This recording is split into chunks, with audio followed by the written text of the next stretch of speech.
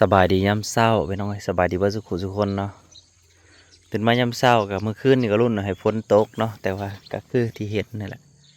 มีดซอยม้อยบ่มีฝนคือเก่า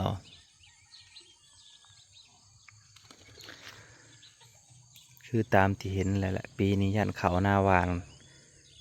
ยันตายแหงเบิดอยู่เบิ่งเลยคนที่หวานเบิดทงแห่งคณะไปได้คือสิ่งแต่เศร้าเถอะเห็นว่าทางดีกับสิ่งเอา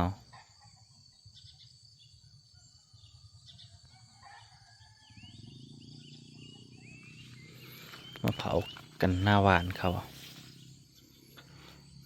เบิ่งให้น้องเลยเป็นอะไรฝนนี่บ่ส่งเถอะเด้เงียบเงาเถอะเด้ฝนก็บ่ตกบ่หยังวิโก้มานี่เด้อมาตัวนี้มาคนลายเถอะพี่น้อง หูกระตุกคนกระลายขี้ดื้อต้องดูคนน่ะลายเถอะทาวิโก้นี่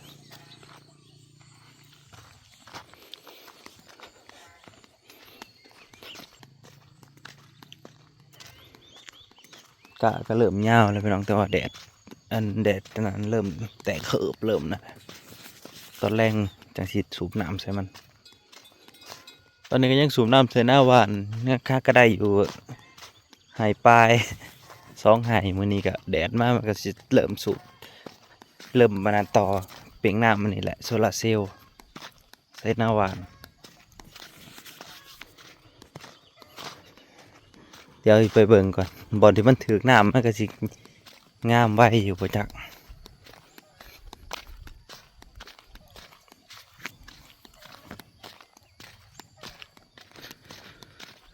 ตื่นมากก็บ่ได้ย่างพี่น้องเอ้ยพาชมบรรยากาศความแห้งแล้งนี่แหละเป็นจังสี่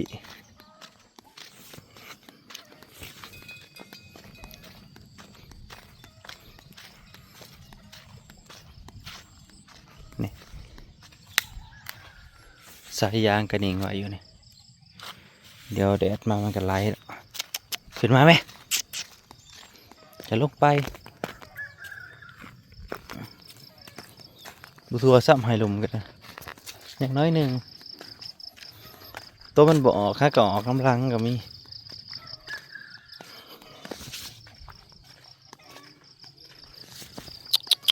จะไปกินเข่าเตี้ยขึ้นโอ้ยที่เกิดใหม่ให้ก็เกิดใหม่ก็ลายอย่าลงขึ้น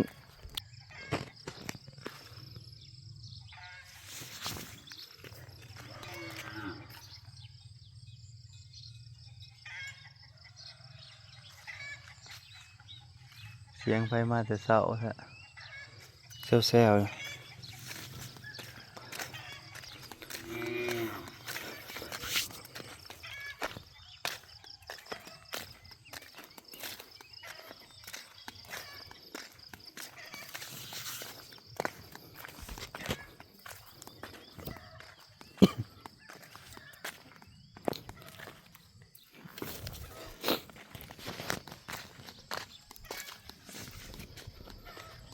เทิงฟ้ากับจะคึมอะไรเนาะคืนนี้ลมแห้งคืนนี้ลมนะลมรีล้อนี่บึนกล้วยเริ่มสีสุกกันได้นี่งามเซยนี่สีสุกแล้วกล้วย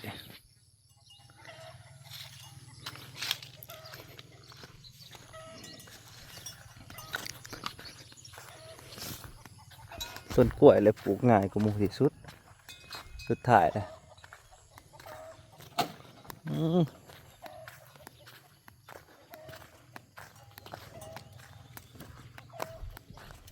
นี่ต้นนี้ขี้ดื้อกว่าหมู่นี่หน่อยนี่โอ้ยมุนเขาตลอด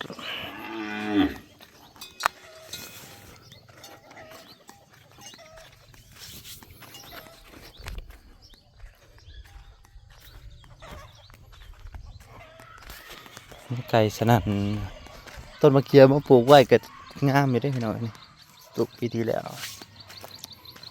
ใส่แกงไก่สมไก่แซ่บไก่อ่อนมันน้อยนาครบกันสนั่นแล้วบ่เนี่ย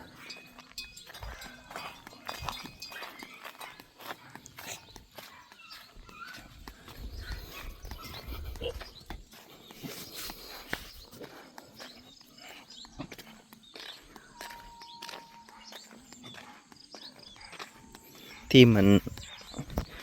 หน้าข้างๆนี่เขาขูดไถไปบงได้ไถได้กับไถได้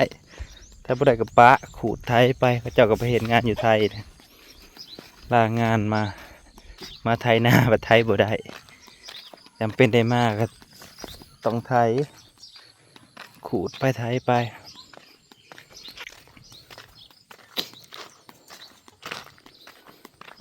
นี่เครือนี่น้องเนยตัดมากล้วยมันนะตัดไปจนสุกเลยนี่มากล้วย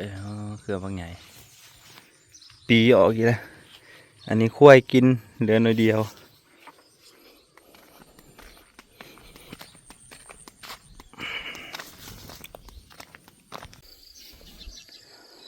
ขึ้นมาหอคอยก่อนพี่น้อยบ่ได้ขึ้นมาแต่ดนๆละเมืองบรรยากาศผมมุมสูงตอนนี้กะก็เริ่มเคี้ยวแล้ว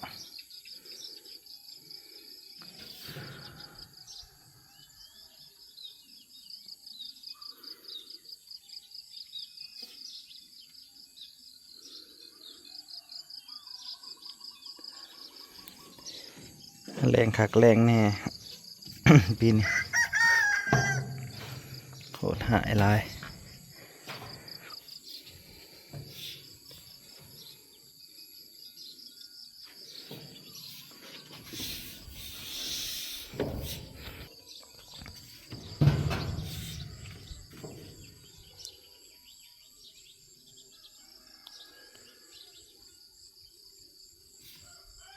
แถวเขตไกลน้องก็ใครแหน่อยู่พี่น้อยต้นใหม่ก็ได้กินหนำเคี้ยวอยู่แต่พยาบาลก็เริ่มประกาศให้เลี้ยงงัวแล้วคนหวานเขาลายเลี้ยงงัวแล้วสัน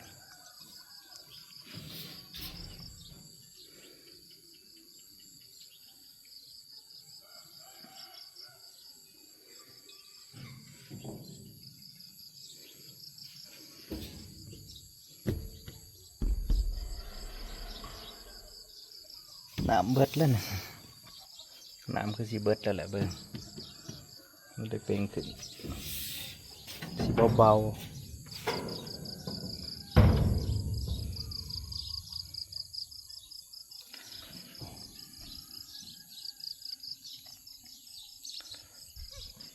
คิดว่าสิผ้าขึ้นมาเบิ้งกันยามเขาเคี้ยว ปีนี้มันจะมีเขาเคี้ยวให้เบิ้งอยู่บ่พี่น้องเอ้ย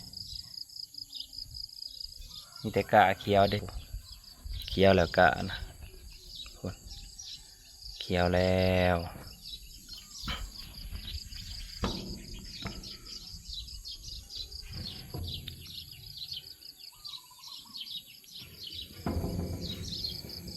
ทางนี้จะเป็นแผงโซลาร์เซลล์3 แผง ต่อไปหันไปลงพุ่นแต่ว่าวันนี้บ่มีแดดน้ำสิไหลบ่เลยจึงได้ยันบ่ไหลดอกเบิ่งแดดบ่มีนี่ก็เครือมันแก้วลิเกลอพี่น้องเอ้ยสิไทยได้บ่นั่นนี่ยันไทยบ่ได้อยู่เบิ่ง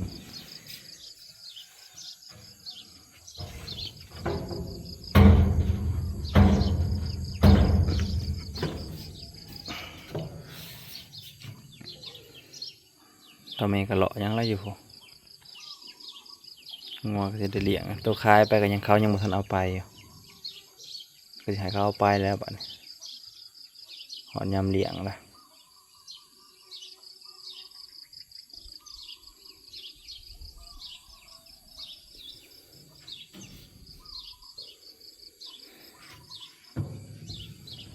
นี่แต่เสียงนกกระจาบห้องสนั่นอยู่เมื่อคืนนี่ฝนตกปอกแป๊กปอกแป๊กพี่น้องเอ้ยดีใจคิดว่าสิตกแห้งไว้แล้วเพราะว่าตกน้อยเดียวหนึ่งก็ไปแล้วไปมีแต่ลมมาเรียรอลมแห้ง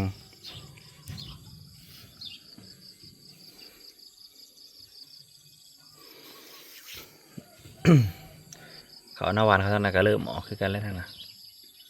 ไกลๆพูดเลยเห็นว่าอะไรเคี้ยวเนี่ยอ่อนๆหน่อย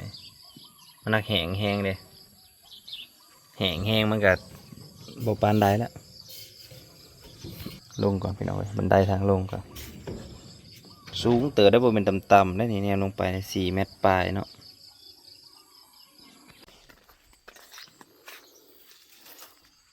ต้นกล้วยก็มีอยู่ทุกหม่องได้ล่ะอันนี้กล้วยตีบเพื่อนเราเพื่อนเคยกินเนี่ยกล้วยตีบผัดผาดเนี่ยผัดผาดหอมๆหอมๆเวลากินที่ผัดผาดที่หอมๆเนี่ย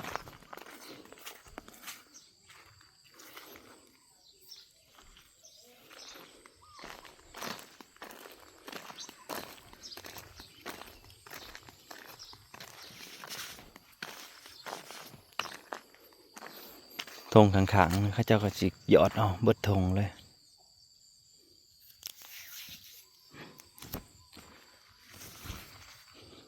หยอดก็บ่ไหวดอกเนาะคันพ้นบ่มาก็ตายเบิดคือเก่าบ่ได้ที่หยอดได้ที่หวานก่อนก็เจ๊งนั่นมะนาวก็เป็นหมากดีอยู่ด้วยแหละหักปลูกหลายคนว่าคือบ่ปลูกอยู่หลังห้องน้ำมันตายเวลาน้ำมันบวมน้ำปลูกด้วยนี่ก็มันเป็นหมากก็ดีแหละขอบคุณในร้านที่เข้ามารับชมพี่น้องเอ้ยพอกันใหม่คลิปหน้า